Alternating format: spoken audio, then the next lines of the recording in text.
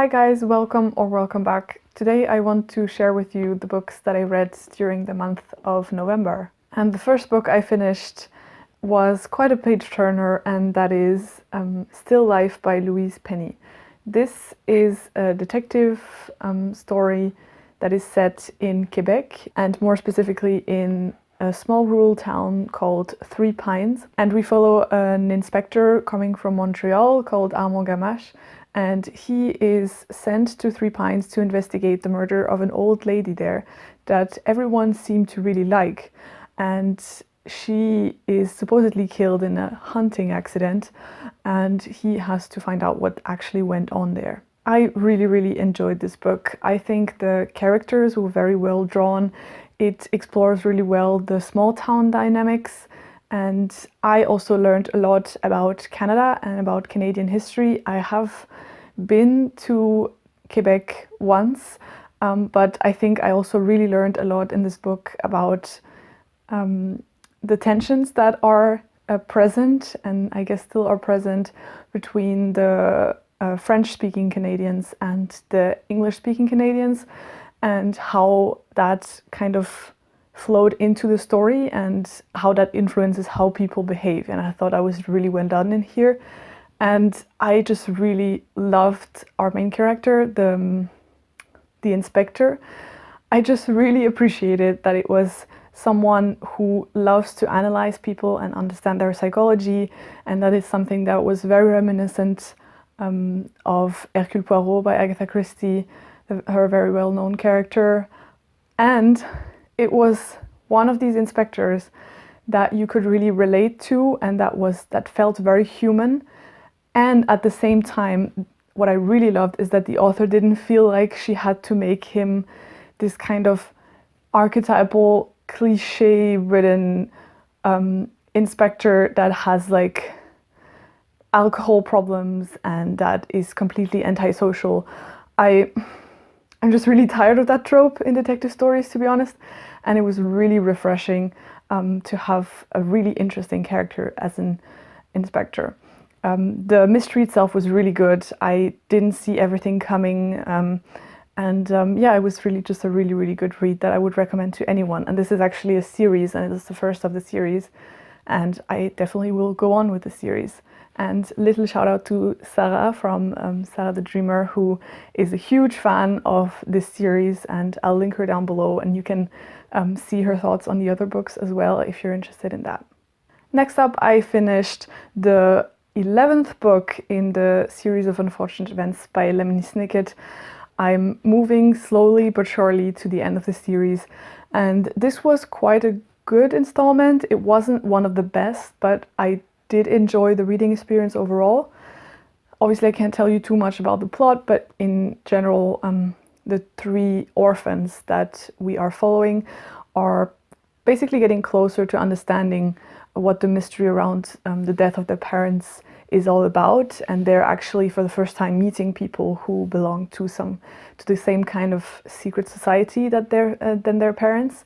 And there were some really nice elements that I just really like in these books. There's a lot of inventing things to get out of difficult situations.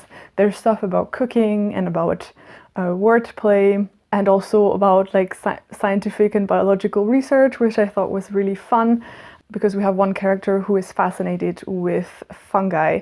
That was all really nice. I did cringe a bit on some of the scientific parts just as an adult reading this, unfortunately.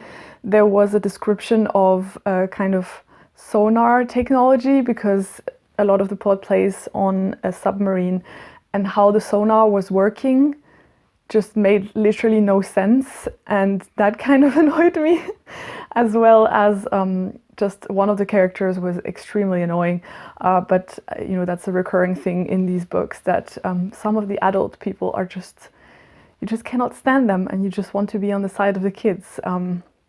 But overall, I really enjoyed this book, and I can't wait to see what happens next. Next up, I finished one of my two reads for nonfiction November this year, and that was Lowborn by Kerry Hudson. This is a memoir in which Kerry talks about her growing up in very poor circumstances.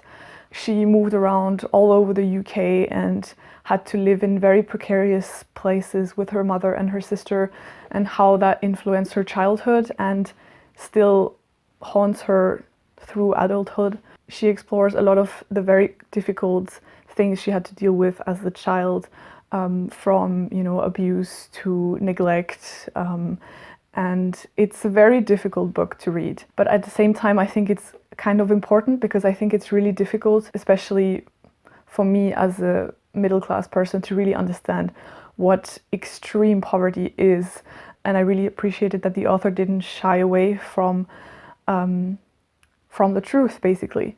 The book also gave its really full effect, I think, in audiobook form, and that's how I consumed it, because the author herself is narrating, and it just all makes it really more real and gut-wrenching. So that was really something that I would recommend to you if you're thinking about picking up this book, to listen to the audiobook. I have to say, though, that the book is always split between her reminiscing of the past, so anything starting from the 1980s, and some chapters in between where she goes back to these towns and kind of thinks about how things were and wants to find out how things are now, in the same places she used to live. And I thought that these chapters where she came back, that are set in the present, didn't necessarily always have a lot to say, unfortunately.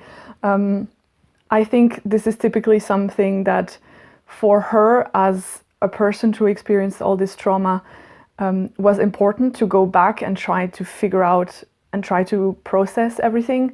But I think for the reader, at least for me, it wasn't so informative, and I felt like it was also less expressive. But in general, if you're interested in a really good memoir and you think you can stomach the things that are discussed in this book, I really highly, highly, highly recommend it.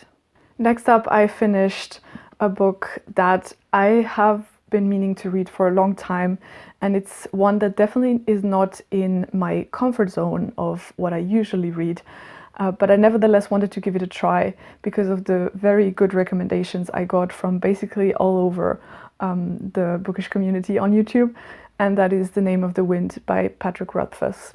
This is a fantasy book, and it's part of a trilogy where the third book is not out yet, and it's not clear when it's going to be out, so that's kind of distressing.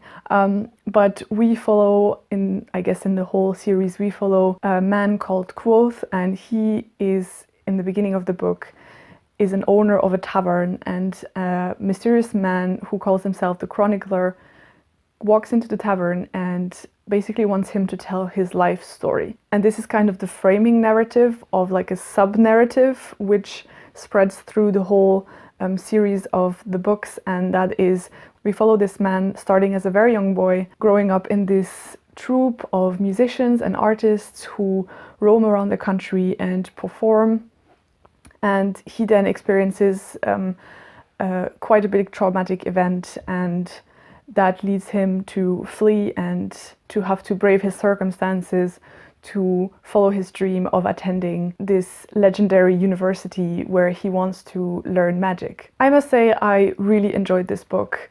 It did take me about 100 pages to really get into it, but when I was into it, it was really good. I really enjoyed following the main character. I think he was very endearing, and you really feel with his hardships and you want him to succeed and to get to that university.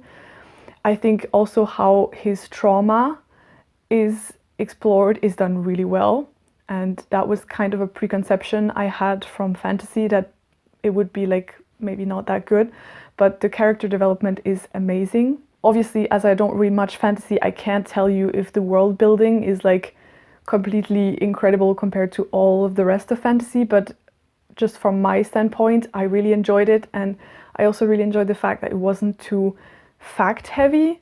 Like, there wasn't too much that you needed to know. It just came with the flow, and you always got some little pieces of information, and that was enough for you to understand the whole world and how it worked. That's also a really personal thing, but what I absolutely loved is the depiction of music and how important it is to the main character, just because I just love music a lot. And it's also quite a strong part in my life. And just having a character that lives for his music in that way was just amazing to read about. So if this is something you're interested in, honestly, alone for this, I think this book is worthwhile reading. Two negative points I have for this book is firstly that I felt like this framing narrative of the old main character in this tavern telling his story just wasn't really effective. I honestly think you could have completely gotten rid of it. I don't know how it develops also within the next book, but the informations you got around him telling the story just weren't really interesting or didn't bring anything to the story, in my opinion. And secondly, I got a bit cringy from time to time about how some of the female characters were objectified a bit. It might be that for some of the characters who were expressing views like this, it was just part of their character and you're not meant to like them. But at least for one, it wasn't really clear if this was something that was being criticized, and that made me kind of uncomfortable. So just know this going in. I don't really feel like this is something I've heard being said about this book. So just so you know, that was a bit cringy sometimes, but I am convinced by this first book and I definitely want to read the second one, and I'm really happy that I at last forced myself to really get into it. And what also really pushed me was reading this together as a buddy read with Morgan, who I will link down below, and that was a lot of fun. So also thank you, Morgan. The last book I will mention today is a book that I hadn't really planned on finishing in November. I wanted to read it end of November and then spreading it also through December to get into the Christmas period, but then I just really enjoyed it and I just read it really fast, and that happened. So that's this beautiful book that's quite big.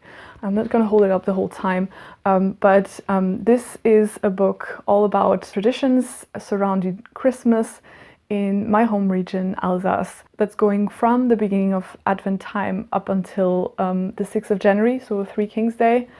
And I must say it really got me into the Christmas mood, which was one of the first benefits of it.